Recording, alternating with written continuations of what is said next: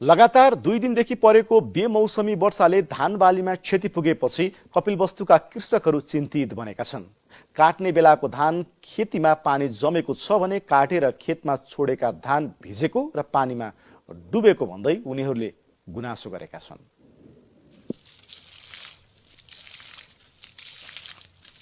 बेमौसमी वर्षाले काट्न तयार भएको धान पानीले भिजेपछि मेहनत र लगानी खेर जान लागेको भन्दै कपिलवस्तुका किसानहरू चिन्तित बनेका छन्। मंगलबार सामान्य वर्षा भएको थियो, बुधबार भने वर्षा भएन, बिहीबार भने बिहानैदेखि निरन्तर वर्षा भएको छ।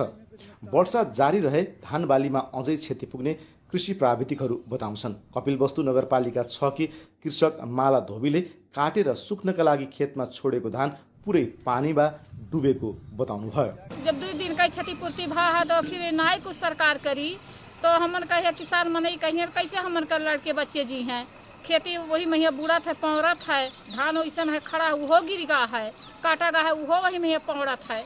अब जाम जाए ऐसे रही तो 4-6 दिन ऐसे रही तो का लड़के बच्चे खाई हैं, कौन चीज खाई हैं। अब ऐसे रही 8 दिन रही, 6 दिन रही, कौन कई दिन बरखा रही, कौन पता है कई दिन बरखा रही। तो जामी की का हुई ओकर चाउर बनी नाई बनी का खाइने लड़के बच्चे का वहाँ कहे वाली नाई बात। काट्ने बेला भइसकेको र छिटो पाकेको धान बाली ढलेर पानीले भिजाउँदा नोक्सान भएको कृषक त्रियुगी यादवले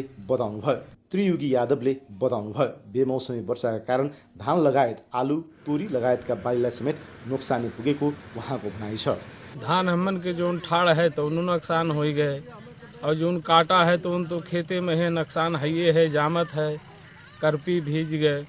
जो हमन के आलू लाही है वो नुकसाने गए। हमन के क्षति है बरखा से ज़्यादा पहुंच गए है, ज़्यादा हमन का हानि है। जो 2 दिन वर्षा है इससे हमन के ज़्यादा क्षति पहुंच गया है।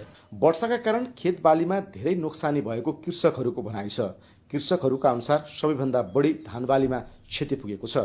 काटिसकेको धान भिजेको छ भने हावा चलेर काट्न बाँकी धान पनि ढलेको छ।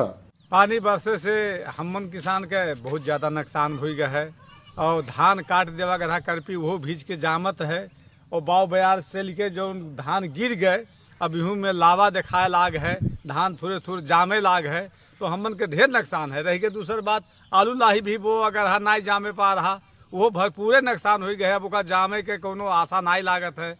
अब इसे ढेर काव कहा जाए। पाकिसकेको धानमा हावाहुरीका कारण समेत क्षति पुगेको कृषि ज्ञान केन्द्रका प्रमुख घनश्याम चौधरीले बताउनुभयो।